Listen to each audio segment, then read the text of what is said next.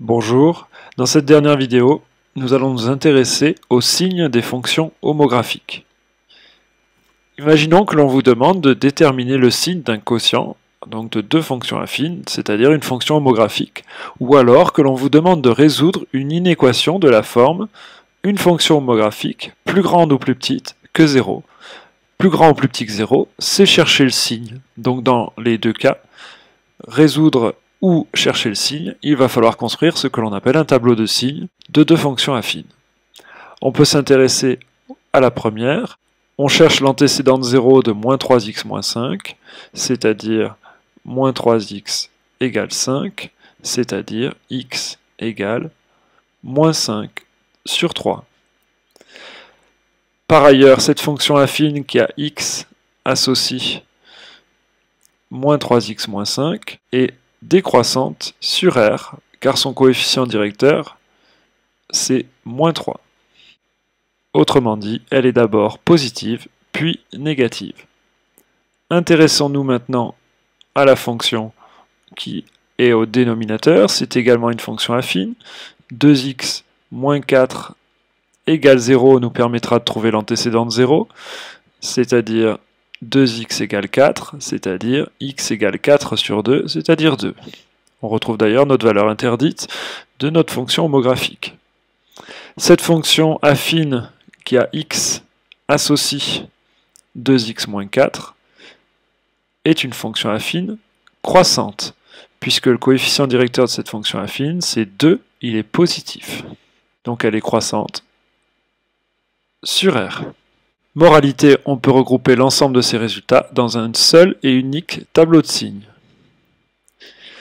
On va placer les antécédents de 0 dans l'ordre croissant. Moins 5 tiers étant plus petit que 2, on va placer moins 5 tiers ici et 2 ici.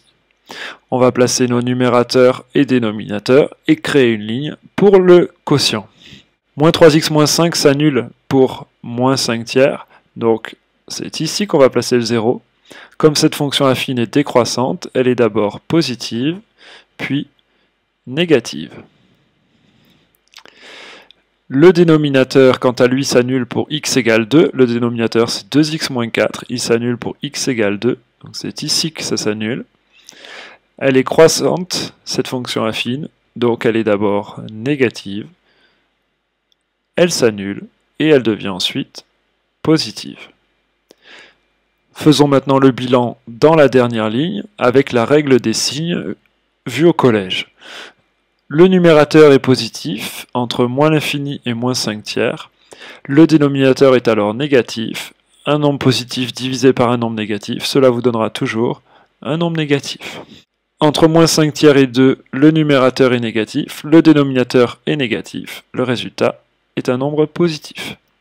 Au-dessus de 2, le numérateur est négatif, le dénominateur positif. Moralité, ça vous donnera un nombre négatif. Reste à gérer les cas particuliers. Pour x égale moins 5 tiers, le numérateur est égal à 0. Divisé par un nombre négatif, 0 divisé par un nombre négatif, cela fera toujours 0. Attention, il y a danger. Quand x vaut 2, le numérateur est négatif, le dénominateur vaut 0, ceci est impossible, et cela sera symbolisé par une double barre. La double barre indique alors que la fonction homographique n'existe pas. Cela constitue la seule valeur interdite de cette fonction homographique.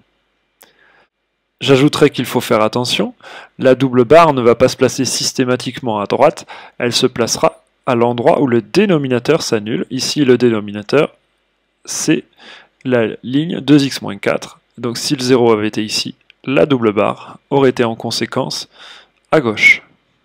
Si on vous a juste demandé de déterminer le signe du quotient, il resterait à faire une phrase-réponse du genre « La fonction homographique est négative entre moins l'infini et moins 5 tiers ou 2 plus l'infini, 2 exclu bien sûr, et elle est positive sur l'intervalle central. » Imaginons que l'on vous ait demandé de résoudre l'inéquation, alors la réponse va être formulée sous forme d'une solution d'une inéquation.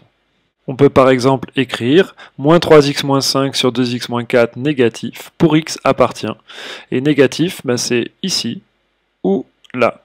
Donc ça va être entre moins l'infini et moins 5 tiers. Est-ce que moins 5 tiers est solution? On regarde. L'image de moins 5 tiers, c'est 0. Ici, c'est plus petit ou égal à 0. Donc moins 5 tiers est solution. On ferme le crochet. Et les autres solutions sont entre 2 et plus l'infini. 2 est-il solution?